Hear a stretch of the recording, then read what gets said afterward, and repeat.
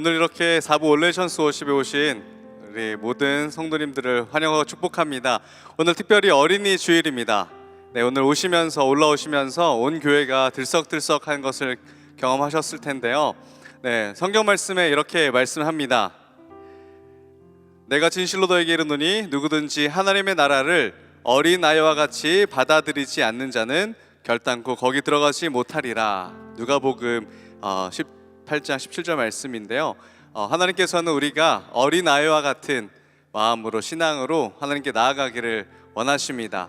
여러분, 그래서 우리는 하나님께서 부르신 하나님의 자녀이고 또 하나님의 어린아이인 줄 믿습니다. 우리 옆에 있는 분들에게 이렇게 인사해 볼까요? 당신은 하나님의 자녀입니다. 당신은 하나님의 자녀입니다. 네. 우리를 하나님의 자녀로 불러주시고 아버지 되신 하나님을 예배하며 찬양할 수 있는 특권을 우리에게 허락해 주신 그 하나님 앞에 기쁨과 감사함으로 하나님께 영광 돌리며 예배하는 오늘 하루가 되었으면 좋겠습니다. 그러한 마음을 가지고 우리 함께 일어나서 우리 아버지 되신 하나님께 감사와 영광의 찬양을 올려드리도록 하겠습니다.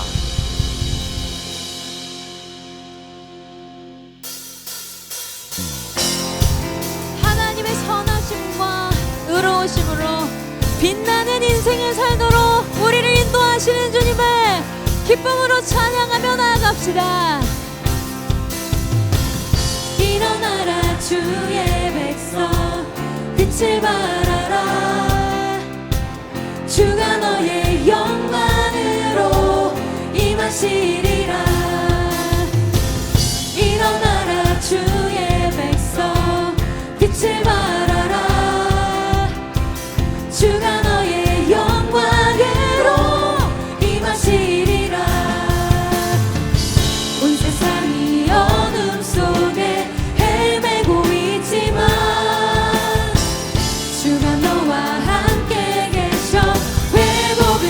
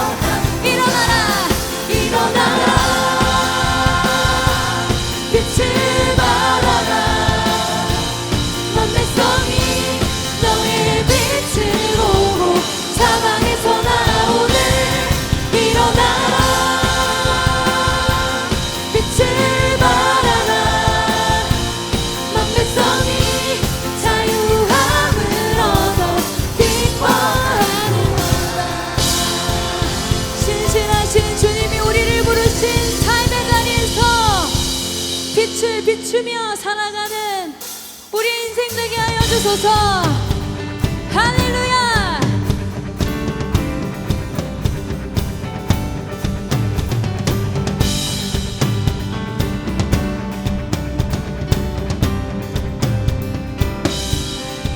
주의 선하심과 진실함을 담기 원해. 그의 빛으로 나갈 때 그 성품 닮아가는, 빛을 닮아갈 때 주가 주신 자유함으로 옳은 대로 돌아와서 별같이 비추네. 빛으로 비추시네. 어둠이 드러나고 나를 숨은 어물에서 벗어나게 하시네. 빛으로 일어서네.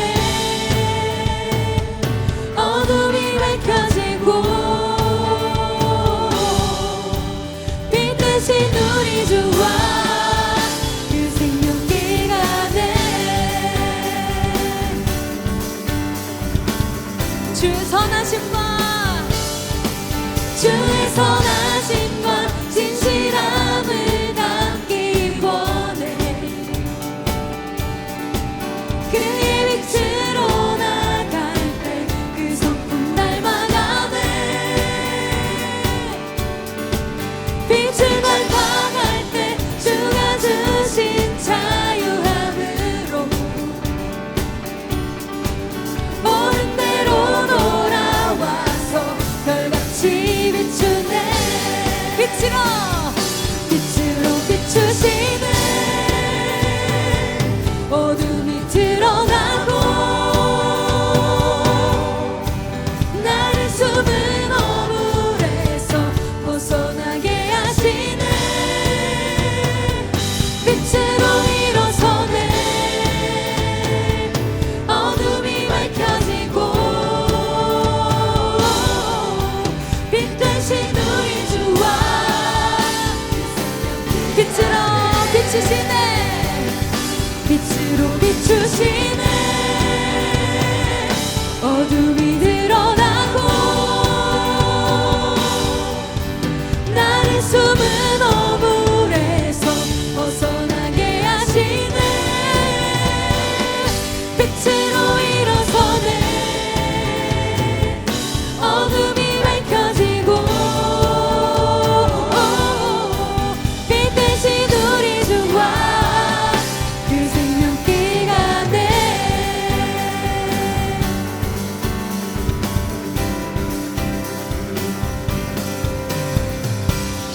내 영혼아 일어나 주의 빛 발하라. 주의 영광이 우리 위에 임하였네. 내 영혼아 일어나 주의 빛 발하라. 주의 영광이 우리 위에 임하였네.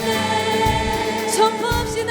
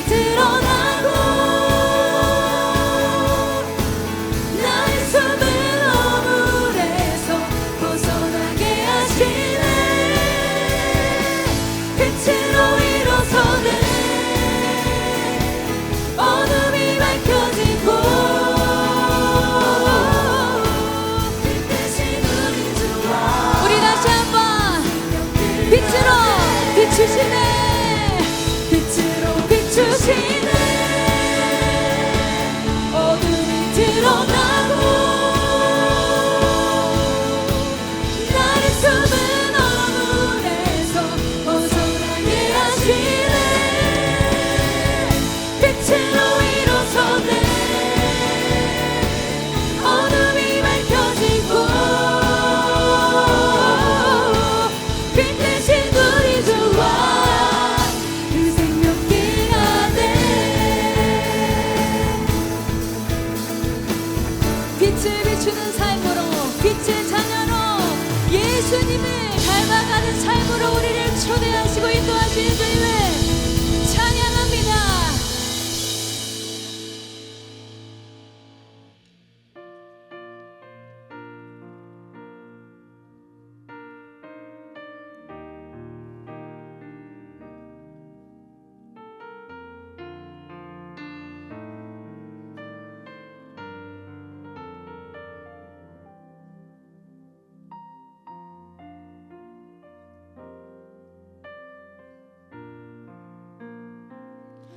우리 영혼에 주가 주신 꺼지지 않는 빛이 있네. 오직 주님께 우릴 드릴 때 그 빛을 밝혀 주시리. 우리 영혼에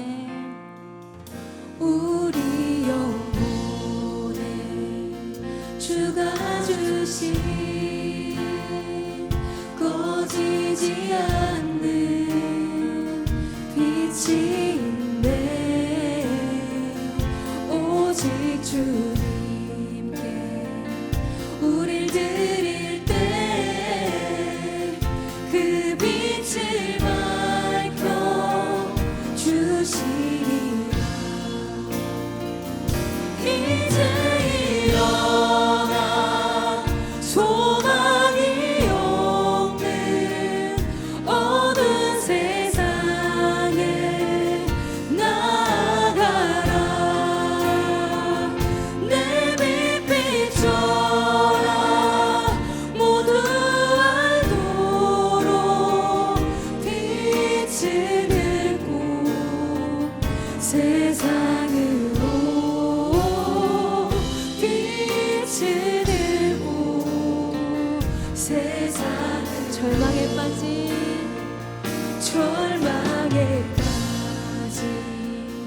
형제의 맘에 꺼져만 가는 빛을 보내. 주님을 떠나 방황하는 자매도 그 빛의 생명 이제 일어나. 이제 일어나 어둠 속에서 고통받는 자 일으키라. 내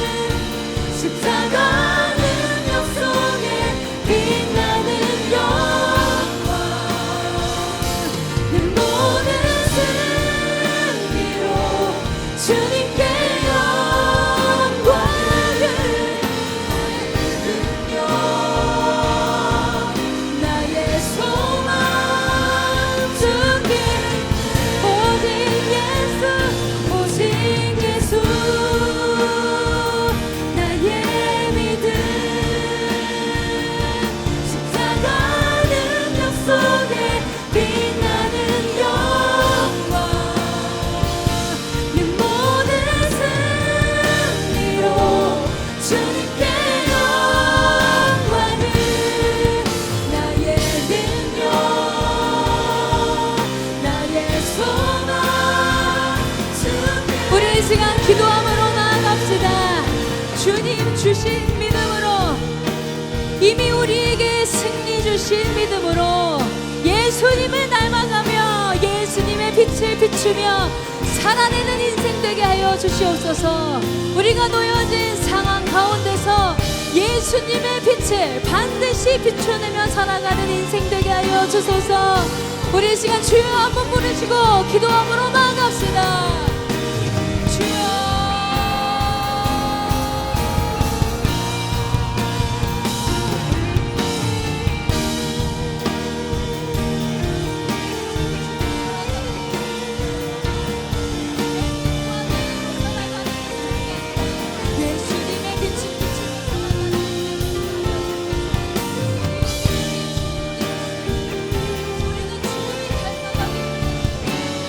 예수님처럼 십자가를, 예수님 닮아서, 예수님처럼 용납하고 용서하고 주님 그 사랑의 빛을 비추는 나를 부르신 가정에, 나를 부르신 직장에, 내가 반드시 살아내도록 우리를 인도하시며 우리를 빚으시며 우리를 변화하시며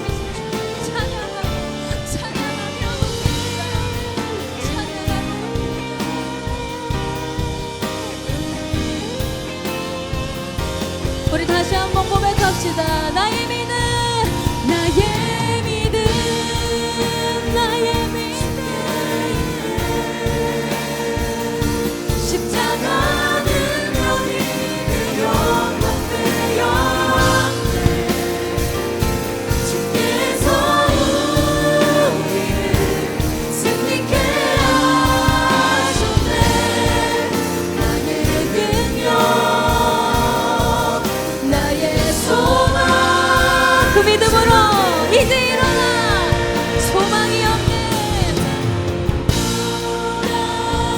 소망이 없는 어두운 세상에 나아가라. 내 빛 비춰라. 모두와 너로 빛을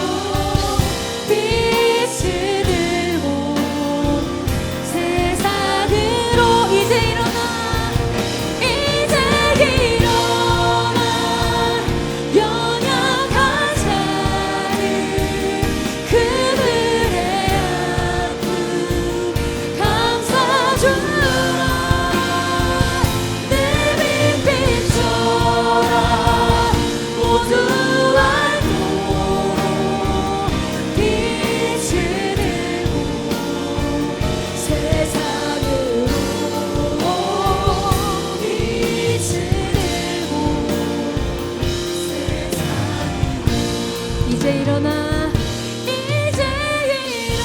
소망이 없는, 소망이 없는 어두운 세상에 나아가.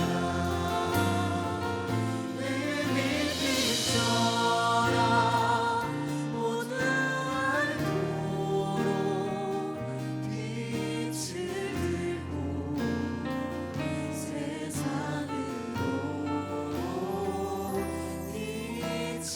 들고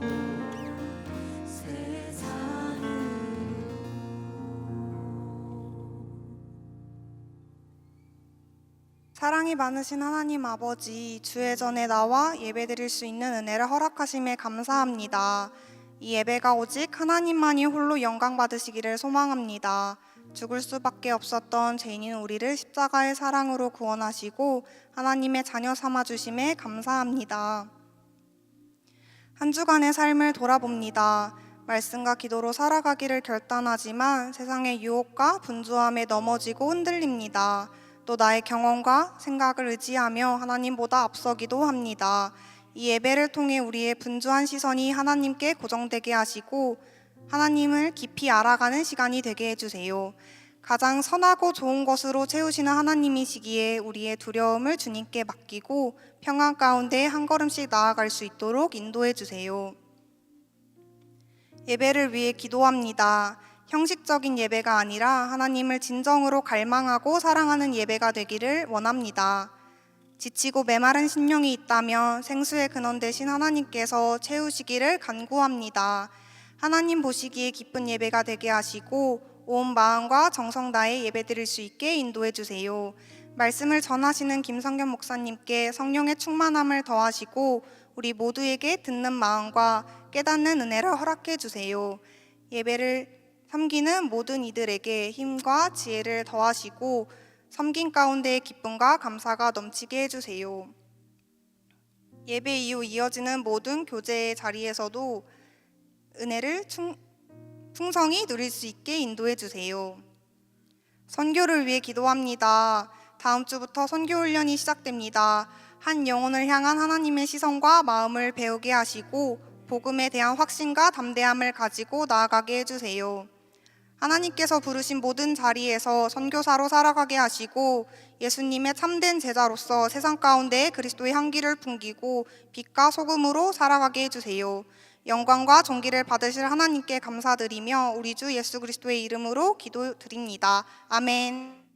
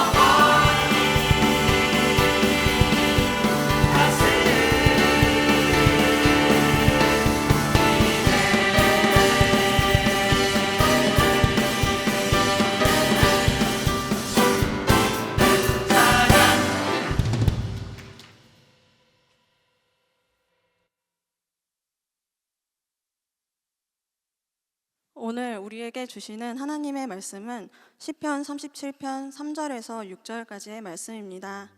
시편 37편 3절에서 6절까지의 말씀, 구약성경 828페이지에 있습니다. 찾으신 말씀을 계신 자리에서 한 절씩 교독하시고 마지막 절은 합독하겠습니다. 여호와를 의뢰하고 선을 행하라. 땅에 머무는 동안 그의 성실을 먹을거리로 삼을지어다. 또 여호와를 기뻐하라. 그가 내 마음의 소원을 내게 이루어 주시리로다. 내 길을 여호와께 맡기라. 그를 의지하면 그가 이루시고 내 의를 빛같이 나타내시며 내 공의를 정오의 빛같이 하시리로다. 아멘. 이제 담임 목사님께서 나오셔서 빛과 같이 드러나는 사람들이라는 제목으로 하나님 말씀 선포해 주시겠습니다.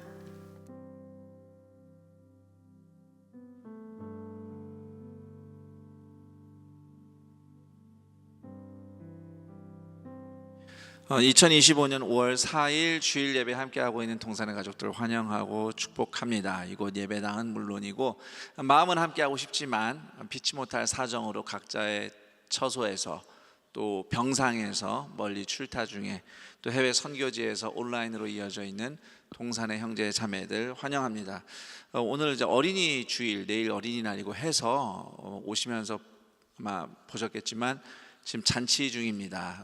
현재 아래층에서는 또 매직쇼가 진행되고 있고, 혹시 이 중에 예배드리러 왔다가 매직쇼로 흘러가신 분들이 또 계실 수도 있겠지만 그분들도 다 복음을 전하니까 거기서도 또 말씀을 들을 거라 생각이 들어요. 자, 이렇게 저는 이제 학교 예배당에서 오전에 예배를 인도했는데, 학교 예배당도 이렇게 여기처럼 바이킹도 놓고 카트라이더도 있고 이것저것 해놓고 아이들이 신나게 노는 모습을 보고 왔습니다. 그런데 이제 바이킹을 보니까 평소에는 제가 글쎄 놀이동산 간 지도 벌써 10년 가까이 된 것 같은데, 더 된 것 같은데 바이킹을 보니까 좀 타고 싶더라고요. 물론 저는 만약에 전에 놀이동산 갔을 때 바이킹은 굳이 타지 않았습니다. 멀미해가지고. 그런데 바이킹을 보니까 타고 싶은데 옆에 써 있더라고요. 어린이가 너무 어릴 때 보호자가 같이 탈 수 있습니다. 그래서 어디서 저기 옆에 어린이를 하나 손을 잡고 타야 되나 생각을 하면서 이제 그 얘기를 같이 옆에 있던 부목사님들하고 얘기를 했어요. 여차여차해서 내가 그렇게라도 아이 손잡고 가가지고 바이킹 탈까 보다 생각했다. 그랬더니 옆에서 얘기를 듣던 교구 전사님 한 분이 타이타닉 영화를 얘기하시더라고요. 그 타이타닉 영화 맨 마지막 부분에 그 노약자들 먼저 구명정에 태워서 보냈는데 나쁜 부자가 있어요. 남자가 옆에 애엄마한테서 애기 뺏어가지고 자기가 애아빠인 척하고 구명정 타는 게 생각이 난다 그러는 거예요. 내가 졸지에 나는 바이킹 타고 싶은 얘기를 했는데 졸지에 제가 타이타닉에서 남의 집에 앉고 구명정 먼저 타는 나쁜 놈이 됐어요. 근데 곰곰이 생각해 보니까 똑같은 수준으로 나쁜 짓인 것 같긴 해요. 내가 보호자가 아닌데 왜 학생 손을 잡고 가서 바이킹을 타려고 그러지? 어쨌거나 바이킹을 타고 싶다, 이것이 핵심이 되겠습니다. 다음번 어린이 주일 때는 어른용으로도 혹시 대화할 수 있으면 한번 알아보도록 하겠습니다만 네. 자, 사실 우리가 어린이날이고, 사실 2시 예배는 어린이들이 별로 없어요. 어린아이와 함께 예배드리는 분도 좀 덜어 있기는 한데, 기본적으로 우리는 하나님의 자녀들이죠. 그래서 자녀들로서 또 어린이 학생들을 향한, 자녀를 위한 축복, 하나님의 자녀된 성도들을 향한 축복이라 하겠습니다. 리딩 지저스 이번 주간 시편을 계속 읽고 있는데, 그 주간의 본문인, 이 주간의 본문인 시편 37편 말씀을 가지고 빛과 같이 드러나는 사람들이라는 제목으로 여러분과 함께 나누겠습니다.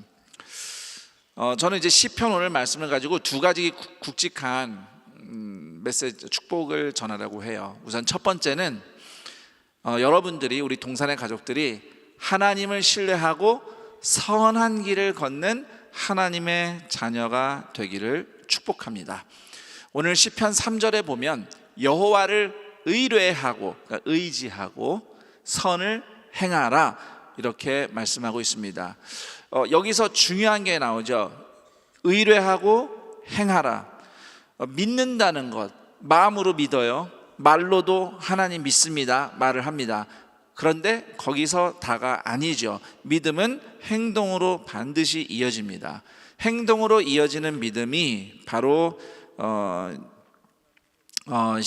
시편 37편 3절이 말하는 선을 행하라는 겁니다. 하나님의 말씀을 따라서 선을 행하는 삶으로 반드시 이어져요. 믿음이란 무엇인가 할 때에 믿음은 하나님을 일관되게 바라보는 삶의 태도와 실천이다, 이렇게 말할 수 있겠습니다. 내가 얼마나 주여 주여를 많이 하는가, 또는 내가 성경 읽는 태도 좋죠, 중요합니다. 성경을 꾸준히 읽는 거 중요한데 삶의 전반에 있어서 하나님을 일관되게 바라보는 것이 믿음이라 하겠습니다. 물론 이때는 잘 안 될 때도 다 포함합니다. 하나님을 바라보고 산다고 하지만 잘 안 될 때도 있고요, 실패할 때도 있고 잘 될 때도 있고, 중요한 것은 항상 꾸준히 하나님을 일관되게 향하는 것, 그렇게 살아가는 것, 그 태도와 행동, 이것이 믿음이다라고 우리는 꼭 기억해야 되겠습니다. 그 맥락에서 이렇게 하나님을 일관되게 바라보는 삶의 태도와 실천의 맥락에서 3절 후반절은 이렇게 말씀합니다. 땅에 머무는 동안 그의 성실을 먹을거리로 삼을지어다. 사실 이 구절을 히브리어 원문으로 보면 땅에서 살아라, 성실함으로, 신실함으로 먹고 살라, 이 두 가지 명령어가 나옵니다. 땅에서 살아라, 신실함을 먹고 살아라. 이 땅에서 살라는 명령이 참 중요합니다. 우리는 하나님의 자녀로서 이런 표현도 씁니다. 하늘에 속한 사람이다. 우리의 소속은 하늘이다. 자, 그렇지만 우리는 땅을 딛고 삽니다. 이 땅에서 살아내야 하죠. 하나님께서는 예수를 믿는 사람들에게 땅을 떠나서 어디 따로 모여서 거기서 신앙생활을 하라, 이런 식으로 말씀하지 않습니다. 땅에서 살아내라고 하시죠. 사실 땅에서 사는 일은 정말 피곤한 일입니다. 제가 대학생 시절 20대 이제 나이가 몇 살이었을까 기억이 안 나네요. 하여튼 대학 한 3학년 때였던 것 같아요. 그때 제가 한 몇 개월은 매일 이렇게 기도했습니다. 하나님, 뭐 언제까지 기다리십니까? 그냥 오늘이라도 예수님이 재림하시죠. 뭐 이렇게 오래 기다리세요? 이렇게 거의 중얼거리는 수준으로 매일 기도하면서 지냈습니다. 미래를 위해서나 진로를 위해서 기도한 게 아니고 예수님이 좀 제발 빨리 재림하셨으면 좋겠다고 기도를 했어요. 감사한 일인지 어쩐 일인지 모르겠지만 하나님이 제 기도에 응답은 안 해주셨습니다. 근데 제가 그때 그렇게 기도했던 이유는 그냥 이 땅에서 지지고 볶고 사는 게 다 피곤하게 느껴졌어요. 그때쯤은 이제 저희 미국에 살다가 부모님이 하던 일이 망하고 이제 개인 파산을 신청하고 사실상 빈손으로 한국으로 이제 부모님이 먼저 돌아오신 직후였습니다. 사실 그렇게 결정할 때만 해도 굉장히 쿨했어요. 하나님이 우리 돌봐주시는데 까짓 거 걱정할 거 없어. 여기서 와서 살았는데 다시 돌아가도 얼마든지 살 수 있어 하면서 사실 돌아간 거였고, 저는 한참 대학에서 학업 중이었지만 부모님이 돌아가면 나도 돌아가 라고 생각했는데, 이제 부모님께서 야, 그래도 힘들게 이렇게 대학까지 갔는데 그냥 너는 졸업하고 와라 해서 저는 졸업할 때까지 학업을 끝내기 위해서 미국에 혼자 남았고, 저희 부모님과 그리고 공부에는 별로 뜻이 없었던 제 여동생은 그냥 학교를 관두고 따라갔습니다. 자, 그래서 저 혼자 이제 이 마무리되는 걸 보는 거예요. 할부로 탔던 차 이제 파산했으니까 은행이 가져가잖아요. 연락이 오더라고요. 차 어딨냐? 그래서 내가 지금 학교에 끌고 왔다. 왜 학교에 끌고 갔냐? 하여튼 여러분, 저기 이렇게 차 살 때는 대출도 막 되게 친절하게 잘해주는데 가져갈 때는 되게 쌀쌀하더라고요. 그래서 그렇게 할부로 타고 다니는 차도 이제 은행에 넘겨야 되니까 그 키를 넣고 잠그래요. 트렁크에 넣고 잠그래요. 그렇게 했어요.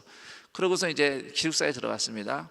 이제 아침에 눈을 떠가지고 주차장 보니까 어제 분명히 내가 주차해 놓은 차가 벌써 그새 없는 거예요. 일찍도 가져갔어. 하여튼 근데 이게 되게 좀 마음이 되게 이상해요. 분명히 어차피 뭐 내가 타고 다닐 거 아니니까 은행에 가져간 거 맞는데 어제까지 내가 편하게 타고 다니던 차가 이제 없으니까 그 기분이 되게 이상하더라고요. 그리고 이제 살던 집도 이제 뭐 대출 받아서 산 거니까 그것도 이제 넘어가야죠. 언제까지 살 수 있다 이게 기한이 있어서 살 수 있는 때까지는 버티고 살았어요. 뭐 제가 갈 데가 없으니까 부모님은 이미 다 들어가시고 없고 그런데 이제 그 집에서 이제 마지막으로 지내던 날 정말 이제 내 집만 딱 챙기고 딱 나오는데 그래 이제 이 집도 빠이빠이다 하고 나오는데 기분이 좀 하여튼 좀 꿀꿀하긴 했습니다.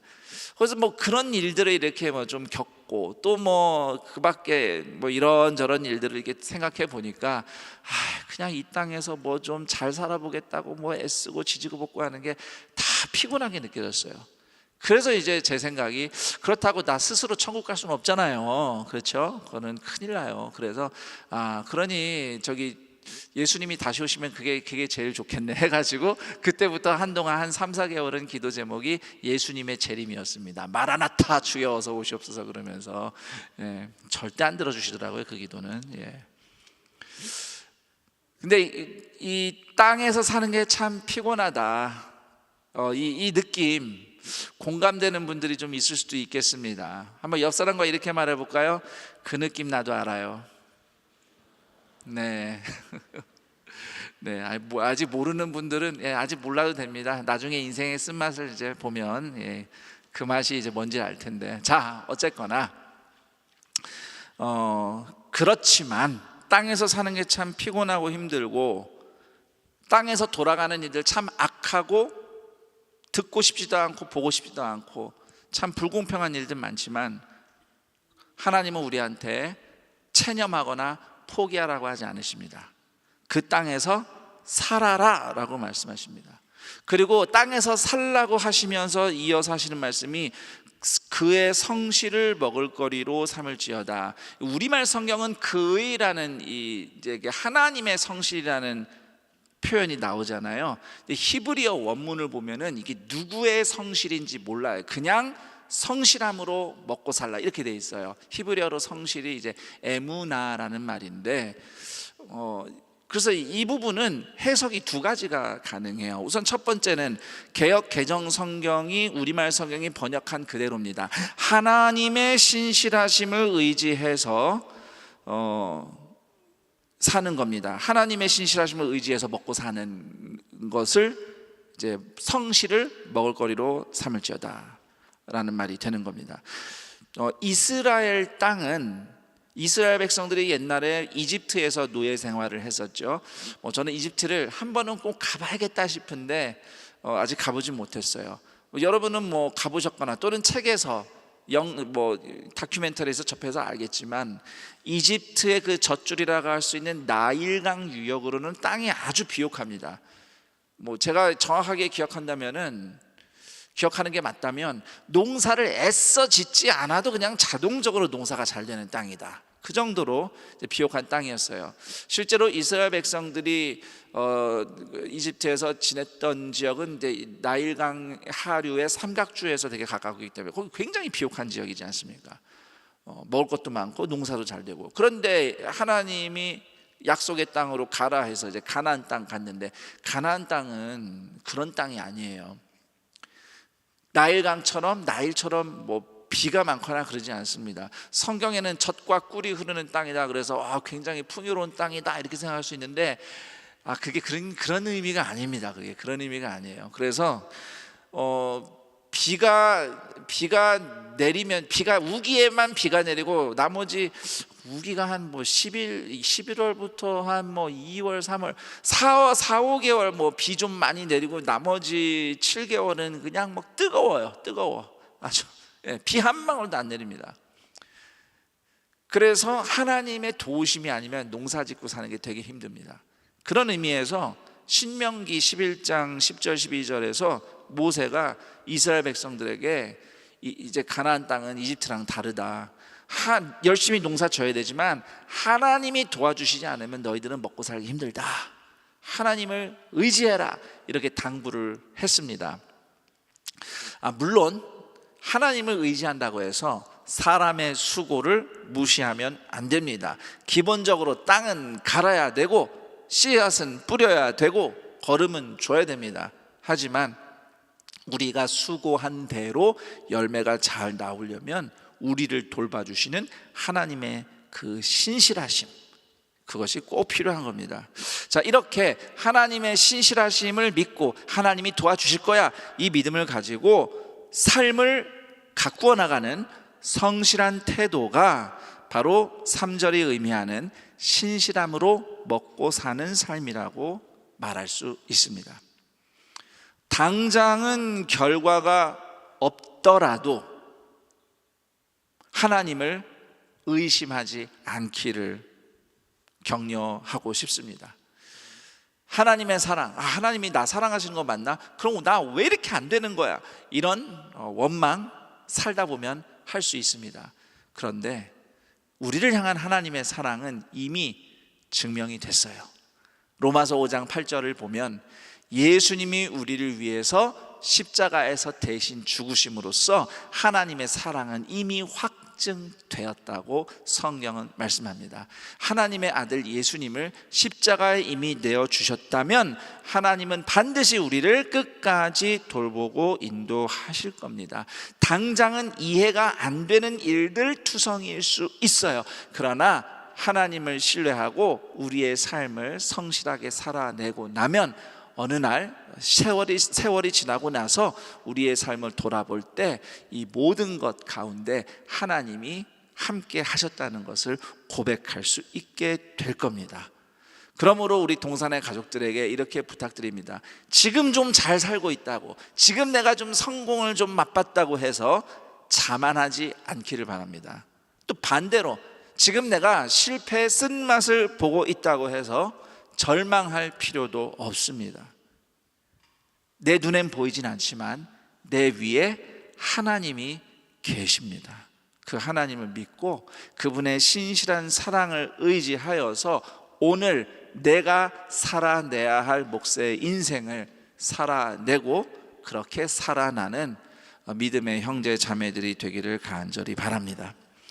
자, 그리고 이제 이 3절에 성실을 먹을거리로 삼으라는 또 다른 의미는 그냥 성실한 삶의 태도를 가지라, 이렇게 읽을 수 있습니다. 성실한 삶의 태도. 사실 이게 연결이 됩니다. 하나님의 신실하심을 믿는 사람은 하나님을 닮아서 신실하게 살아갑니다. 여러분, 제가 이제 교회에서 보면 이게 말할 때 신실하다라는 말이 있고 성실하다라고 말하기도 합니다. 이거 사실 영어 성경에서는 다 faithfulness, 그러니까 faithful 하다는 거예요. 믿을만 하다는 겁니다. 한결같다는 것입니다. 이것이 바로 히브리어로 에무나라는 말이죠. 그래서 믿음은 사실은 어떤 관념, 내가 하나님을 알아, 받아들여, 그분은 존재라는 나의 관념을만을 가지고 믿음이라고 얘기하지 않습니다. 그 관념뿐만 아니라 실제로 내가 삶을 꾸준히 사는 거, 그 믿음대로, 신념대로 생각하고 말하고 삶을 꾸준히 사는 이 성실함, 이 꾸준함, 이것이 이제 신실함이죠. 하나님의 신실하심을 믿는 사람은 하나님처럼 신실하게 살아가는 겁니다. 그래서 이 같은 구절 시편 37편 3절을 쉬운 성경은 하나님의 모습을 닮아가며 살아라 라고 이렇게 풀어서 번역합니다. 아주 훌륭한 번역입니다. 아주 훌륭한 번역이에요. 자, 그렇기 때문에 성실을 먹을거리로 삼으라는 이 성경 말씀 앞에서 우리는 믿음의 이름으로, 믿는다는 명분으로 게으르거나 무책임할 여지가 없습니다. 하나님이 다 알아서 하셔. 하나님이 다 알아서 하신다면서 아무것도 하지 않는 것은 게으르고 불성실한 사람일 뿐입니다.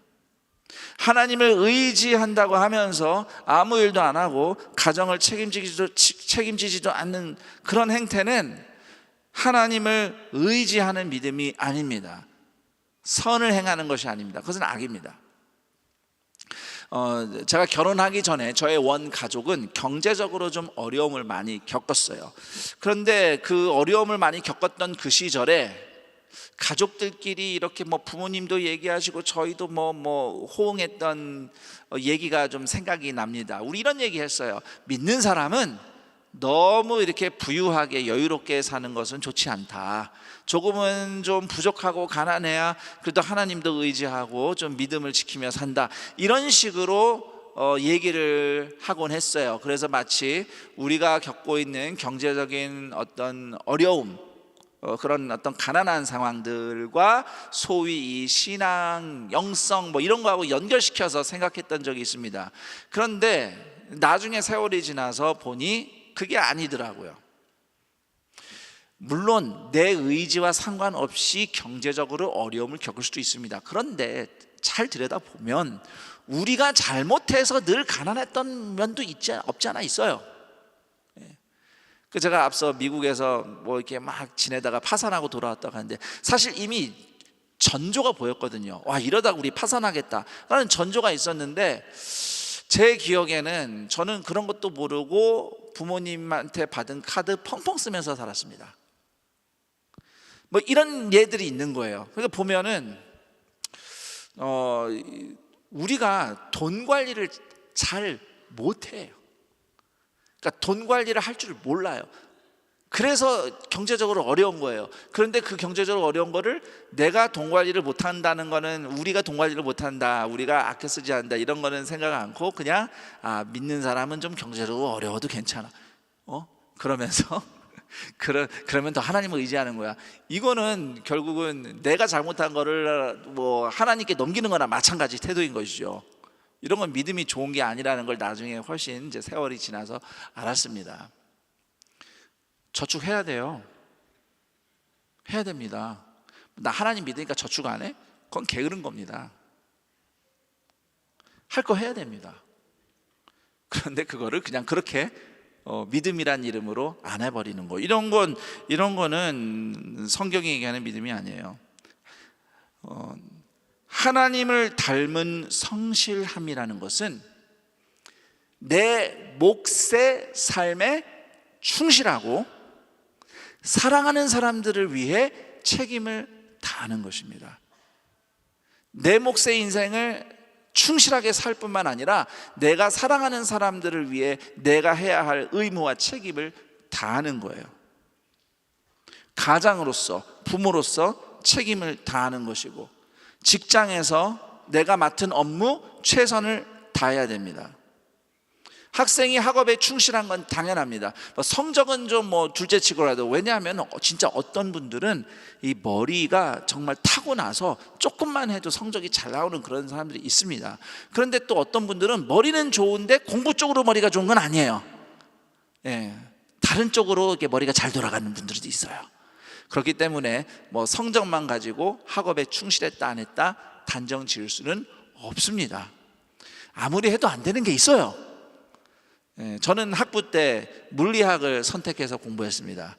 정말 그냥 순수하게 좋아서 했습니다. 좋아서 했는데 3학년 되고 보니까 이게 아닌가 보다 해서요. 1, 2학년 때는 신나게 공부했는데 3학년 때부터 다른 차원이더라고요. 물리학이 이런 거였어 하면서 일단 뭐 결론부터 말씀드리면 졸업은 했으니까 됐습니다. 졸업을 못했으면 문제지만 미국에서는 이렇게 봐주면서 졸업시키지는 않습니다. 그래도 졸업할 성적은 돼야 졸업은 시켜줍니다. 그러니까 그걸로 일단 저는 다행이라고 감사하게 생각하는데, 해도 안 되는 건 있을 수 있어요. 근데 중요한 것은 태도죠. 태도. 학생이라면, 내가 공부를 하는 신분이라면 내가 해야 할 공부, 지금 이 학업에 충실한 것이, 이것이 성경이 말하는 하나님을 닮은 성실한 삶의 태도의 하나라고 말씀드리고 싶어요. 교회에서 뭐 직분을 받았어요. 뭐 리더의 역할을 하고 있어요. 어떤 봉사직을 받았다. 그러면은 거기에 맞게 봉사를 해야죠. 섬겨야죠. 이것이 하나님을 의지하고 신뢰하는 성실한 성도의 모습인 겁니다. 제가 이런 경우를 본 적이 있어요. 어떤 이제 결혼한 가정에 남편분이 현재는 수입이 없어요. 그러니까 원래 하던 일이 있어요. 사업을 하던 게 있는데 뭐 이게 현금이 제대로 돌아가지 않으니까 집에 수입을 가지고 오지를 못해요. 그런데 이분은 계속해서 이것만 하면 된대. 이것만 되면은 돈 들어온다는 거예요. 그래서 계속 거기에만 매달리고 있어요. 그러면서 집에는 돈을 가지고 오지 않아요. 저는 제가 어렸을 때 뭐 좀 저희 가정이 어려운 때가 많았다 보는데 저희 아버지는요, 이 일 저 일 가리지 않으셨습니다. 당장 우리 집에 돈을 가지고 올 수 있는 일을 뭐든지 하셨어요. 죄 짓는 일만 빼고. 그 사람들은 좀 뭐 저렇게까지 하나 이렇게 좀 어린 마음에는 이렇게 좀 부끄럽다고 생각할 수 있는 것도 전혀 가리지 않고 다 하셨습니다. 지금은 좀 그런 인식들이 좀 덜한데 옛날엔 더 심했거든요. 근데 저는 어렸을 땐 몰랐는데 커서 보니까 아버지는 저래야 된다는 생각이 들었어요. 뭐 멋있는 일, 근사한 일, 한 방에 돈 끌어당기는 일, 그게 아니라 당장 우리 가족을 먹여 살리기 위해서 가장으로서 해야 할 일을 하기 위해서 뭐든지 가리하지 않고 최선을 다하는 그 아버지의 모습이 저게 아버지의 십자가 지는 아버지의 모습이다 라는 생각이 들었죠. 그래서 제가 이제 그렇게 이것만 한 건 되면은 다 해결된다고 거기에 매달려서 몇 개월, 1년 이렇게 시간 보내고 있는 그 남자 성도님들을 만나게 되면 꼭 그 얘기를 해드립니다. 저희 아버지 말씀 해드리면서 집사님은 당장 집에 얼마라도 현금을 갖다 줄 수 있는 일을 하셔야 됩니다. 그게 가장으로서 해야 될 일입니다. 그게 아무리 그걸로는 부족하더라도 아예 아무것도 안 가져오시고 그냥 기도만 하고 하나님이 해결해 준다, 이런 식으로 매달려 있는 것은 그건 무책임한 일입니다. 지금 당장 몸으로 뛰는 일을 뭐라도 하세요. 그게 가족을 살리는 길입니다. 또 이런 얘기를 잘 귀담아 들으시고 힘들지만 그렇게 삶의 전선으로 나가서 가족을 부양하고 지켜내고 또 하나님이 길을 여셔서 그 다음에 또 이렇게 길이 열린, 그래서 지금은 아주 잘 살고 계시는 그런 성도님들의 인생 얘기를 들으면 참 감사하고 보람이 있어요. 우리는 우리 몫의 삶에 충실해야 됩니다. 그것이 하나님을 신뢰하는, 의지하는 성도의 신실한 삶의 모습입니다. 마태복음 5장 16절에서 예수님이 이렇게 말씀하셨습니다. 그들로 너희 착한 행실을 보고 하늘에 계신 너희 아버지께 영광을 돌리게 하라. 하나님의 성실하심과 신실하심, 그리고 십자가에 죽기까지 헌신하신 예수님의 사랑이 우리의 일상의 삶의 태도에서 드러남으로써 세상 속에서 빛나는 그리스도인들이 되기를 축복합니다. 자, 그리고 오늘 시편 말씀으로 여러분을 축복하는 두 번째 메시지는 하나님의 뜻대로 살기 위해 기도하는 하나님의 자녀가 되라는 권면입니다. 하나님의 뜻대로 살기 위해 기도하라. 오늘 시편 4절에 보면 여호와를 기뻐하라. 그가 네 마음의 소원을 내게 이루어 주시리로다 라고 약속합니다. 성도의 소원을 하나님이 이루어 주신다고 말씀하시는데, 우리가 크리스찬으로서 인생의 여러 필요한 것들을 위해서 기도합니다. 건강을 위해서, 또는 나의 경제적인 형편을 위해서, 또는 내 진로나 취업을 위해서, 또는 뭐 결혼을 앞두고 여러 가지, 내가 오늘 어떤 중요한 미팅이 있는데 내 힘으로 안 됩니다, 하나님 함께 해주세요.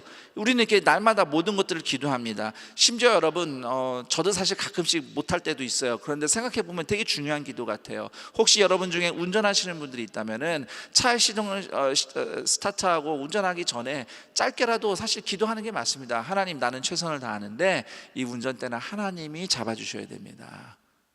하나님께서 오늘 나의 운행을 지켜주세요. 우리는 모든 것들 만사를 하나님께 그렇게 간구하며 기도합니다. 그런데 우리가 기도하는 이유는 단순히 그렇게 내가 잘 되길 바라는 마음, 단순히 소원이 이루어지기를 바라는 마음으로만 기도하는 것은 아닙니다.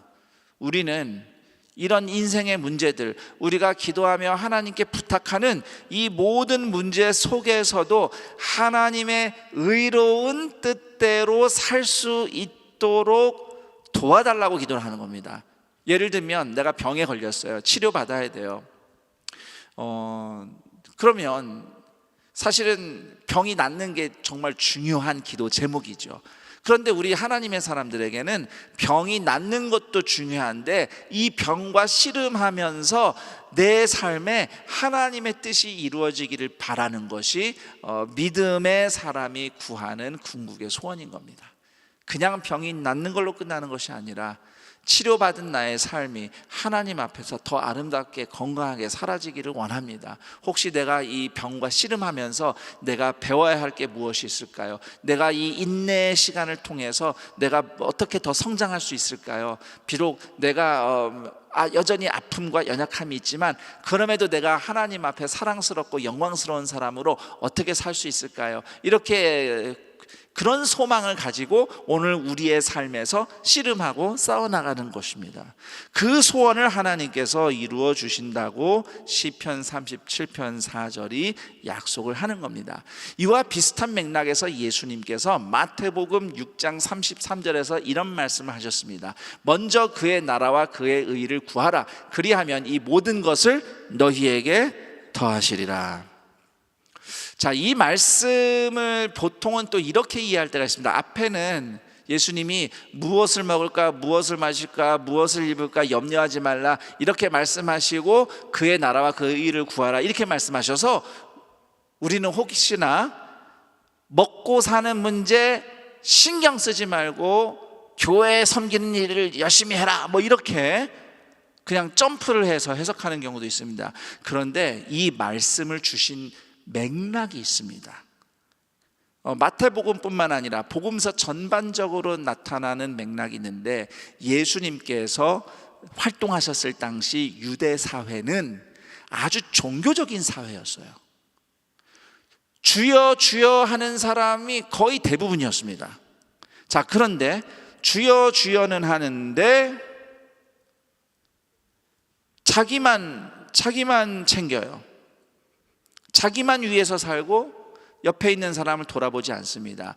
죄인을 구원할 생각을 하진 않습니다. 병자를 돌봐줄 생각을 하지 않습니다. 나만 복받으면 그만이에요. 그런 껍데기뿐인 종교심이 가득했던 그런 시대였습니다. 그래서 예수님께서는 그 나라와 그 의를 구하라는 이 말씀을 하실 때 그 1차적인 의미, 그 마태복음의 그 맥락과 복음서에서 주님이 그 종교인들과 대화했던 여러 맥락들을 같이 종합해서 보면은 이런 뜻인 겁니다. 자기만 잘 먹고 잘 살면 된다는 욕심을 버리고 하나님의 뜻대로 이웃을 사랑하라.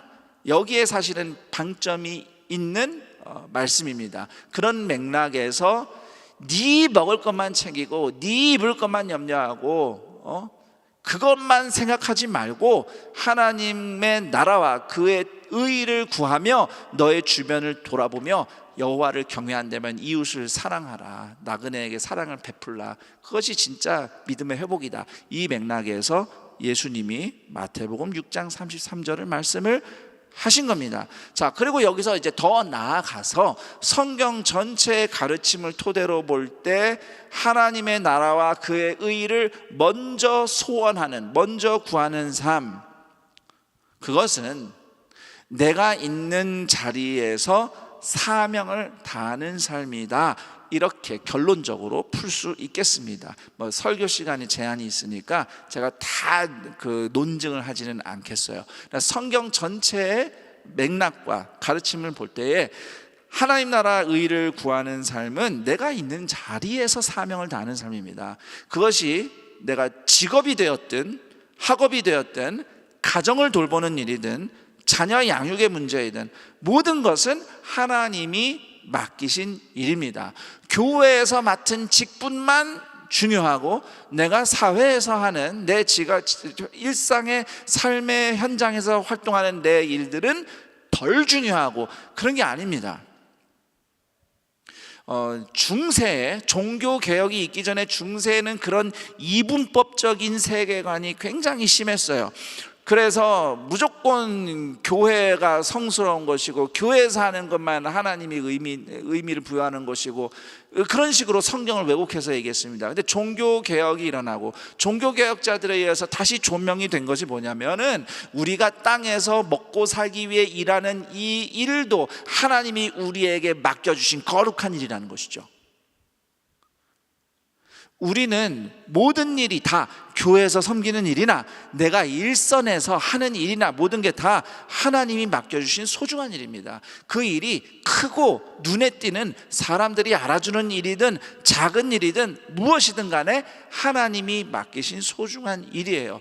그 일은 내 인생에도 도움이 되고 내 가족에도 보탬이 될 뿐만 아니라 내 이웃과 사회를 이롭게 하는 일입니다. 죄를 짓는 일이 아닌 이상은 명백하게 성경이 얘기하는 성경의 기준으로 볼 때 죄가 아닌 이상은 우리가 하는 모든 일들은 결국 나와 가족과 이웃과 사회를 이롭게 하는 하나님이 우리에게 맡겨주신 일인 겁니다. 그러므로 그런 마음을 가지고 사명감을 가지고 성실하게 정직하게 사랑의 태도로 내가 맡은 일을 감당하는 것이 그게 바로 하나님 나라를 구하는 삶인 겁니다. 그리고 그렇게 살면서 내가 돈을 벌어요. 그럼 그 돈으로 인생과 가정을 책임지는 것 자체가 하나님 보시기에 귀한 일입니다. 내가 내 삶을 책임지고 건강하게 내 스스로 자립해내고 내가 나의 필요들을 위해서 일하고 벌고 살아감으로써 1차적으로는 교회의 짐이 되지 않고요. 그 다음에는 또 이 사회의 짐이 되지 않고 오히려 내가 누군가에게 어려운 이들에게 도움을 줄 수 있는 선한 영향력을 미치는 사람의 역할을 조금이라도 할 수 있다. 그것 자체로도 우선은 하나님의 백성이 마땅히 살아가야 할 의로운 삶이에요. 그리고 거기서 버든 내가 직접 내 직업이 직접 무슨 하나님 나라를 확장하는 사업과 연결되지는 않을 수도 있습니다. 사실 그런 맥락에서 하는 선교 활동도 있어요. 아마 뱀이라는 말을 들어보시고 뱀이 스네이크 뱀 그게 아니고 비즈니스 애즈 미션이에요. 그래서 뱀이라고 해서 요즘 선교사님들이 관심이 뭐냐면 가면은 제3세계 가면 가난하잖아요. 크리스천들이 할 게 없어요. 그래서 우리 한인 선교사님들이 한인뿐만 아니죠. 선교사님들이 거기서 비즈니스를 하면서 일의 기회를 창출하고 크리스천 청년들에게 일할 수 있는 기회를 주고 이들이 건강하게 일하면서 성장하고 가정을 꾸리고 교회를 섬기고 돌보고 성장할 수 있도록. 그래서 그 성도들이 그렇게 직장 생활을 해서 헌금을 하고 11조를 하면은 그것이 또 교회를 보탬이 되고 교회를 세우는 일이 되죠. 이렇게 해서 실제로 그 사업 자체를 선교의 목적으로 하는 비즈니스 애즈 미션도 있습니다. 하지만 여러분의 직업이 꼭 그렇지 않더라도 여러분들은 그냥 여러분의 분야에서 그렇게 살아가시고 또 거기서 하나님이 주신 수입으로 나를 잘 돌볼 뿐만 아니라 또 교회가 하는 일, 이웃을 돌아보고 복음을 전하는 그런 사랑의 사역에 헌금으로 후원을 함으로써 여러분의 생업이 하나님의 왕업으로 승화되는 겁니다. 생업이 왕업이 되는 겁니다. 왕이신 우리 하나님의 일. 말 되게 근사하죠. 제가 만든 말은 아닙니다. 뭐든지 근사한 것은 제가 만든 게 아니에요. 다 책에서 보고 여러분에게 나누어 드리는 거예요. 우리는 직접적으로 복음을 전하는 사역, 왕업이라고 부릅시다. 하나님 나라의 일. 왕업에 직접 참여할 수도 있지만 우리가 그냥 먹고 사는 우리의 생업이 왕업이 되도록 살 수도 있는 겁니다.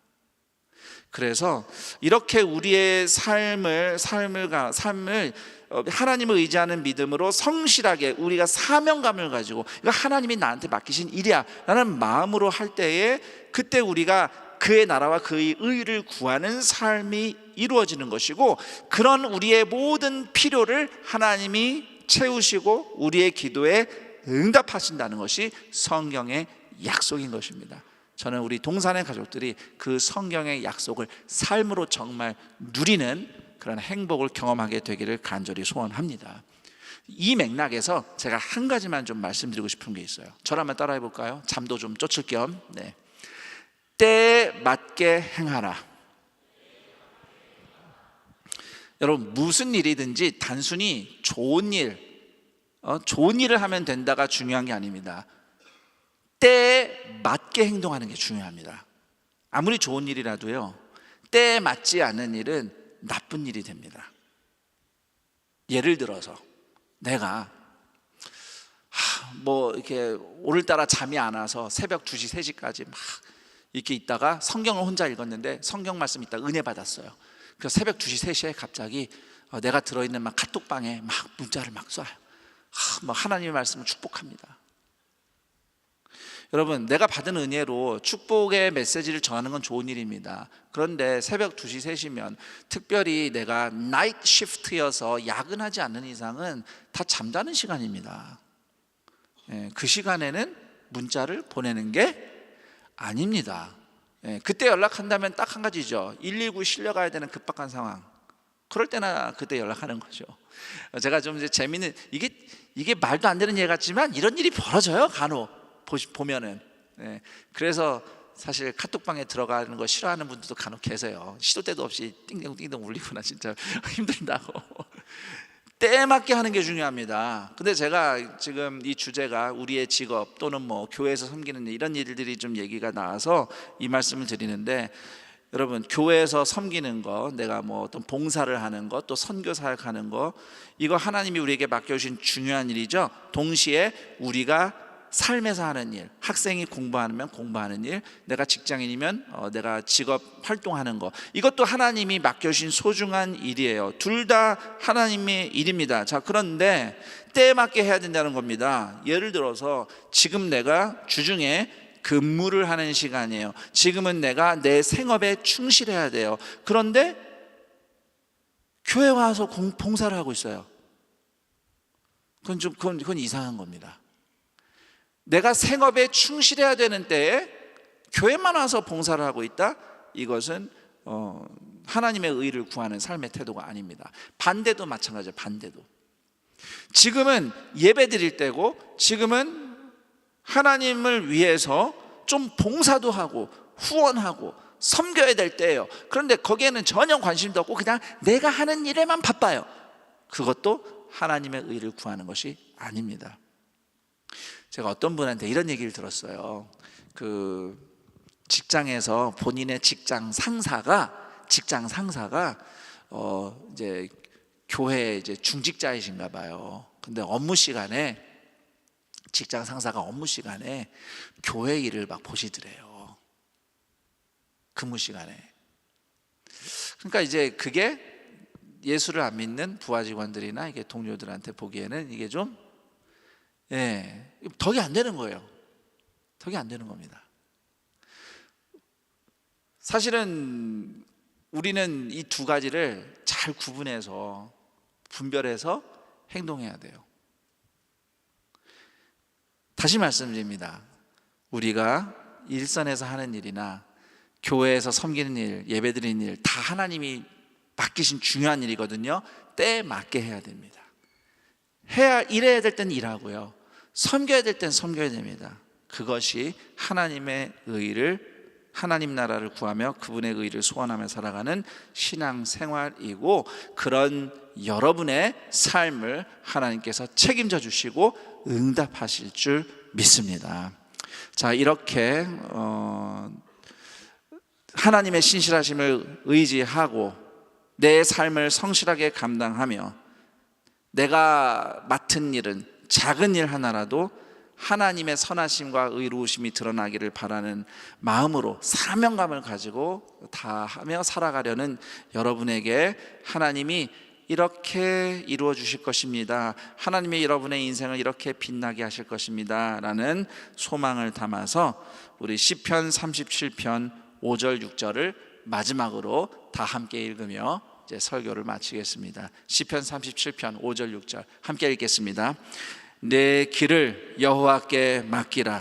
그를 의지하면 그가 이루시고 내 의를 빛같이 나타내시며 내 공의를 정오의 빛같이 하시리로다.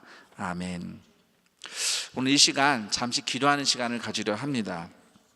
오늘 말씀을 통해서 하나님의 신실하심을 의지하겠습니다. 이 땅에서 살면서 힘든 일도 많고 이해 안 되는 일도 많지만 하나님은 신실하시고 하나님은 끝까지 내 삶을 인도하실 것이니 나도 내 삶을 포기하지 않고 내 삶에 대해 원망만 하지 않고 오늘 내가 해야 할 일을 하나씩 하나씩 성실하게 해나갈 터이니 하나님 나를 끝까지 인도하여 주옵소서. 그리고 내 인생의 모든 것들은, 내 삶의 자리에서 하는 모든 것들이 하나님이 맡겨주신 소중한 일이니 하나님의 의를 구하며 하나님 나를 구하는 마음으로 사명감을 가지고 오늘 내가 해야 할 일을 최선을 다하겠습니다. 하나님 거기 함께해 주시고 응답하시고 우리의 필요와 우리의 구하는 모든 기도의 제목들을 하나님께서 응답하여 주옵소서 하는 마음으로 함께 기도하고자 합니다. 제가 기도 제목을 두 가지로 그래서 정리를 해봤습니다. 우선 하나는 어떤 상황 속에서도 하나님의 신실하심을 믿고 내 몫의 일을 성실하게 감당하며 선한 길을 걷는 하나님의 자녀가 되게 하소서. 두 번째 기도 제목은 나의 모든 삶의 자리에서 하나님의 뜻대로 살기를 소원하는 하나님의 자녀가 되게 하소서. 이렇게 기도하시고요, 또 오늘 말씀 들으면서 하나님께서 여러분에게 다가오게 하신 것, 깨닫게 하신 것 다시 한번 생각하면서 결단하면서 잠시 함께 합심 기도하는 시간 갖겠습니다. 기도합니다. 하나님 아버지 감사합니다. 이 시간 하나님의 예수 그리스도의 십자가의 보혈의 은혜로 하나님의 자녀가 된 주의 자녀들이 이 시간 기도하며 주님 앞에 나아갑니다.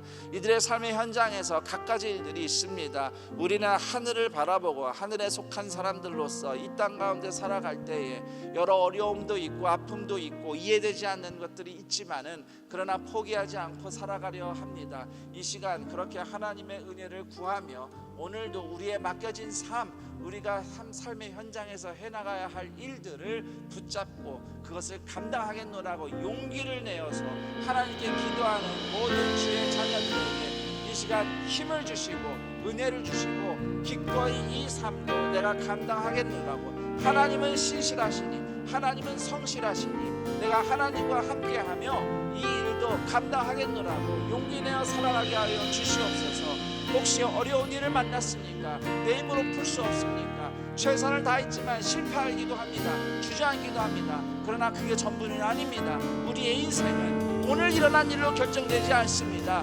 예수님이 나를 위해 하신 일로 내 운명은 영원히 결정되었으니 예수 그리스도의 십자가의 은혜로 우리의 연약함과 인생의 후회가 하나님의 은혜 가운데 덮어졌으니 오늘도 그 믿음으로 나아가게 하여 주옵소서. 하나님, 이 땅에서 살아가는 것, 수고하는 것 만만치 않습니다. 그러나 하나님이 함께 하시면 할 수 있습니다. 하나님은 신실하시니 나도 그 하나님을 믿고 내 삶을 성실하게 살아내고자 합니다. 주님이 내게 주신 일은 소중한 일입니다. 주님이 내게 주신 삶은 소중합니다. 교회 공동체 소중합니다. 주님이 부르신 내 마음의 열정을 지닌 그 사역과 그 섬김 소중합니다. 어느 것 하나 놓치지 않고 섬겨야 할 때에 섬기고 일해야 할 때에 일하며 주님을 예배할 때에 예배함으로써 어떤 상황에서든지 하나님의 나라와 그의 의를 구하는, 그러므로 하나님의 의로움으로 빛나는 인생 되게 하옵소서. 우리가 얼마나 잘 살았는가 보다 나와 함께 하시는 하나님의 임재와 영광으로 빛나는 사람들이 되기를 소망합니다. 하나님의 은혜와 평강으로 빛나기를 소망합니다. 세상 아무리 각박해도 하나님을 닮은 은혜로운 사람이고 세상 아무리 소란스러워도 하나님이 주시는 샬롬으로 평강으로 평안을 누리는 하나님의 자녀들을 통해서 이웃이 세상이 하나님 아버지의 은혜와 평강을 경험하며 하나님께 영광을 돌리는 하나님의 의를 가장 소망하며 하나님을 기뻐함으로 하나님께서 그들의 소원을 들으시며 오늘 그들의 삶을 책임지시며 돌보시는 하나님의 손길을 경험하는 우리 동산의 모든 형제 자매들이 되게 하여 주시옵소서. 이 시간 그들의 아픔과 그들의 간과 그들의 괴로움을 하나님께서 기꺼이 들으시고 그 모든 것을 통해서도 하나님의 뜻은 이루어질 것이라고, 우리의 실패를 통해서도 우리의 아픔을 통해서도 우리의 환난을 통해서도 하나님은 선한 뜻을 이루실 것이라고 믿고 오늘 다시 한번 일어날 때 내가 혼자가 아니라 나를 위하여 함께 기도하며 나를 붙잡아주는 공동체가 있음을 감사하며 함께 주님을 향하여 꾸준히 나아가는 믿음의 사람들, 하나님의 은혜를 입은 주님의 존귀한 자녀들 되게 하여 주시옵소서.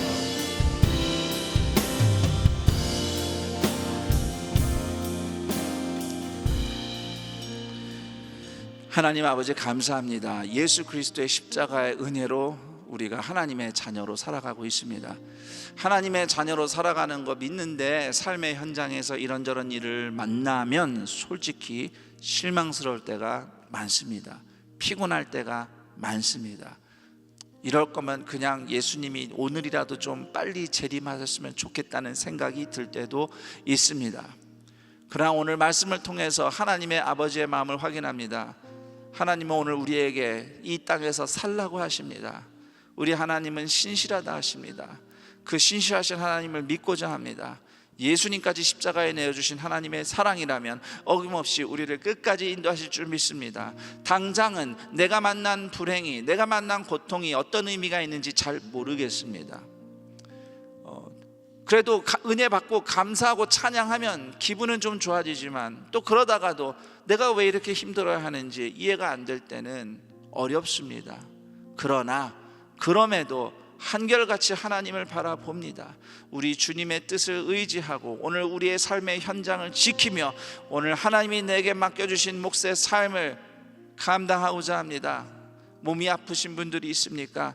주님, 치료 잘 받고 재활 잘하는 것만으로도 자신의 몫을 다하는 것이라는 것을 하나님께서 알려주시고 위로하시고 당당하게 감사하면서 이 힘든 시기를 이겨낼 수 있도록 용기를 주시옵소서. 실패를 경험한 성도님들이 있습니까?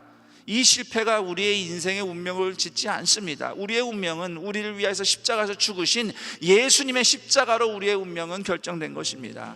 결코 낙심하지 아니하고 오늘도 다시 힘내어 용기 내어 삶의 현장에서 주님의 사람답게 다시 일어나 나아갈 때에 하나님께서 반드시 부활의 능력으로 일으켜주시는 은혜를 경험케 하여 주시옵소서. 갖가지 어려움과 또 고민 가운데 슬픔과 힘든 어려움들 마음 가운데 있는 성도들에게 성령께서 오늘 위로하시며 하나님을 믿는 믿음으로 성실하게 우리의 삶을 피하지 않고 감당할 때에 마침내 우리를 끝까지 인도하시고 하나님의 뜻이 이루어지고 우리를 통해 하나님의 신실하심이 빛나게 될 줄 믿습니다. 오늘 우리를 끝까지 인도하여 주옵시고 그 의지하는 마음으로 살아내고 살아나는 동산의 가족들이 되게 하여 주시옵소서. 나 자신이 홀로 빛나는 것이 아니라 나와 함께하는 하나님이 빛나는 그분의 은혜와 평강으로 빛나는 동산의 형제 자매들의 인생 되게 하여 주옵소서. 이러한 믿음을 고백하며 하나님께 감사 예물을 올립니다. 이 예물이 쓰이는 곳마다 누군가 하나님의 사랑을 경험하고 회복되는 구원의 역사 나타나게 하시고 예물을 드리는 손길들 위에 오늘도 돌보시며 채우시며 인도하시는 하나님의 손길이 갑절로 역사하게 하옵소서. 우리 주 예수 그리스도의 이름으로 기도드립니다. 아멘.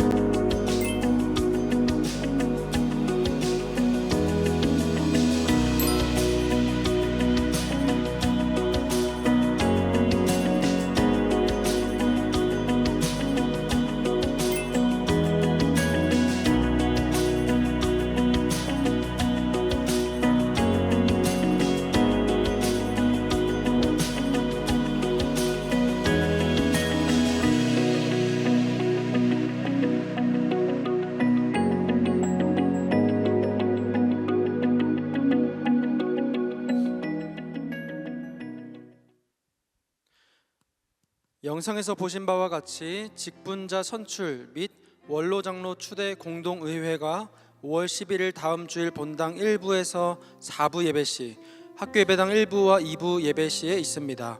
후보자 명단은 교회 홈페이지와 사무처 앞 게시판에서 확인하실 수 있습니다. 청결한 예배 환경을 위해 이곳 본당 올레이션스 홀에는 물 이외의 모든 음료는 반입하실 수 없습니다. 가지고 계신 음료는 꼭 외부에서 모두 해결하신 후에 입장해 주시기 바랍니다. 깨끗한 예배 환경을 위해 함께 관심을 가지고 힘써 주시기를 바랍니다. 우리 옆 사람과 이렇게 한번 인사하도록 하겠습니다. 하나님은 신실하십니다. 하나님께서 임재하시는 4부 올레이션스 워십에 현장과 온라인으로 함께 하시는 모든 성도님들을 주님의 이름으로 환영하고 축복합니다. 먼저 우리 교회 처음 오셨거나 등록하기 원하시는 분들은 건너편 교육관동 3층 에덴홀로 오시면 교회와 신앙생활에 대해 자세히 안내해 드리도록 하겠습니다. 이번 주 새가족 교육은 2주차가 진행이 됩니다.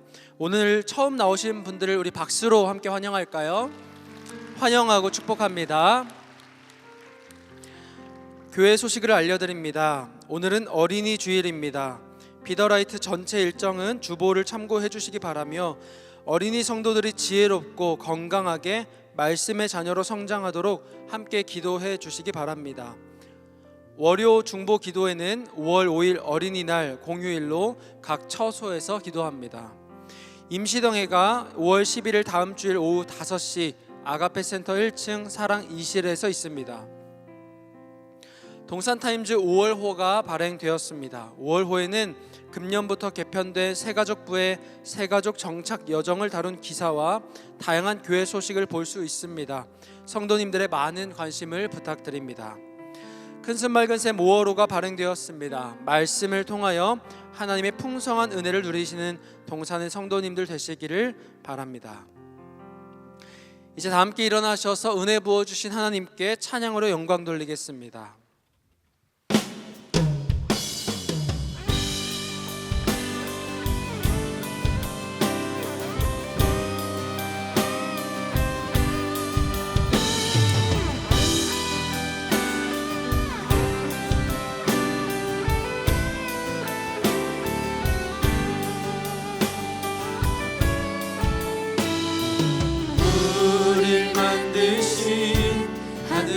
아버지의 목적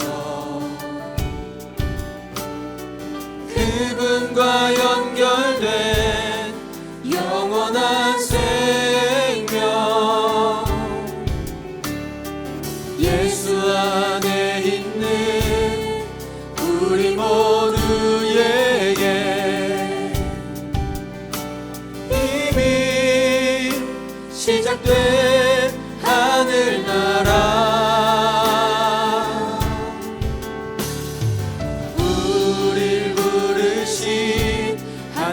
하늘아버지의 사랑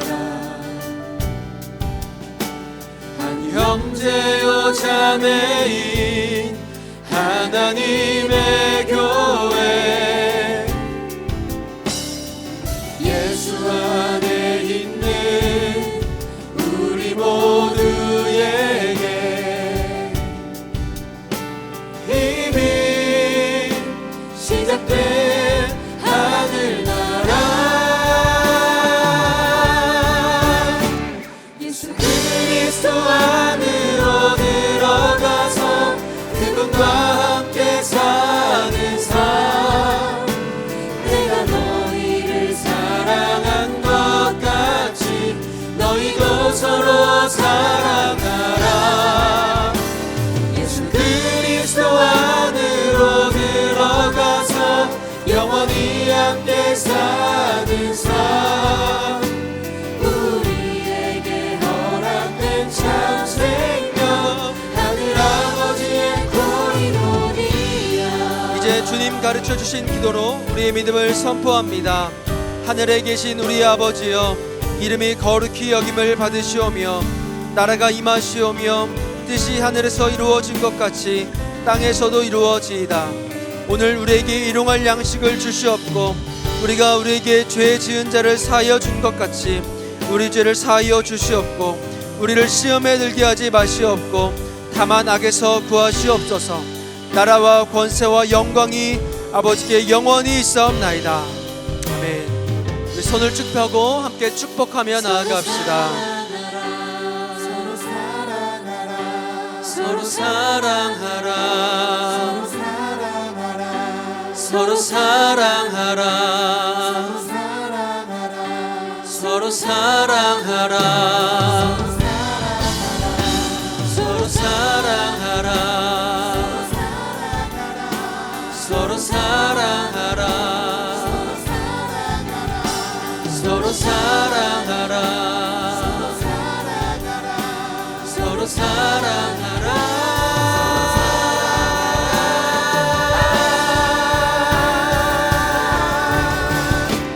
예수 그리스도 안으로 들어가서 그분과 함께 사는 삶 내가 너희를 사랑한 것 같이 너희도 서로 사랑하라 예수 그리스도 안으로 들어가서 영원히 함께 사는 삶 우리에게 허락된 찬생명 하늘 아버지의 고인원이야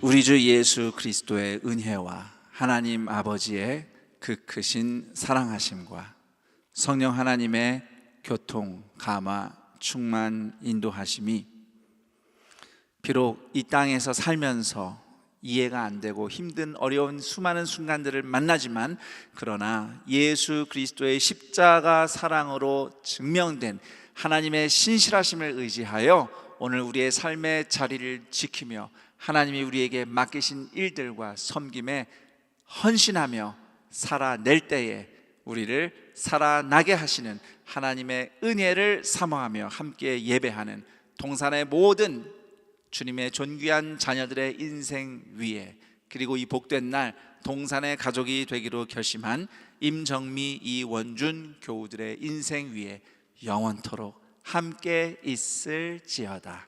아멘.